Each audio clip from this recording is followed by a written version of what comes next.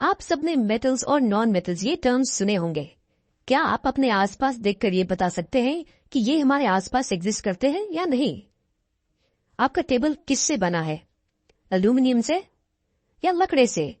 और आपके फोन या लैपटॉप का क्या, जिस पर आप ये वीडियो देख रहे हैं, क्या ये मेटल्स और नॉन मेटल्स से बना है? वास्तव में इसका जवाब है हाँ। हमारे आसपास ज्यादातर सभी चीजें या तो मेटल से बनी हुई है या नॉन मेटल से, लेकिन इन दोनों के बीच आप डिफ्रेंशिएट कैसे कर सकते हैं? ये ब्लैक और व्हाइट में डिफ्रेंशिएट करने जितना आसान है।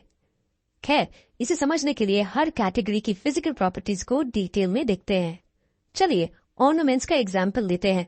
कोई भी ऑर्नामेंट्स चलेंगे, आप इनके बारे में क्या कहेंगे? आप देखेंगे कि ज्यादातर ये गोल्ड या सिल्वर के बने होते हैं। चलिए इन्हें ध्यान से देखते हैं। क्या इनका सरफेस चमकदार है? या क्या रसोई में एल्यूमिनियम यूटेंसिल्स भी चमकते हैं? जी बिल्कुल, गोल्ड और एल्यूमिनियम दोनों में ही एक प्रकार की चमक होती है। क्या आप जानते हैं इस चमक को क्या कहा जाता है? खैर, इसे लस्टर कहा जाता है। और क्योंकि गोल्ड और एल्यूमिनियम दोनों ही मेटल्स हैं, इसे मेटालिक लस्टर कहा जाता है। अब हम जानते हैं कि मेटल्स में मेटालिक लस्टर होता है। अब अगर यूटेंसिल्स जमीन पर गिरते हैं तो क्या वो टुकड़ों में टूट जाते हैं? नहीं ना। ये इसलिए क्योंकि मेटल्स आमतौर पर स्वभाव में हार्ड होते हैं। हालांकि इसकी हार्डनेस मेटल दर मेटल बदला करता है। एग्जाम्पल के लिए एक बहुत ही पतली गोल्ड की प्लेट थोड़ा सा प्रेशर लगाने पर टूट सकती है। प्लेट? क्या मैंने गोल्ड की प्लेट कहा?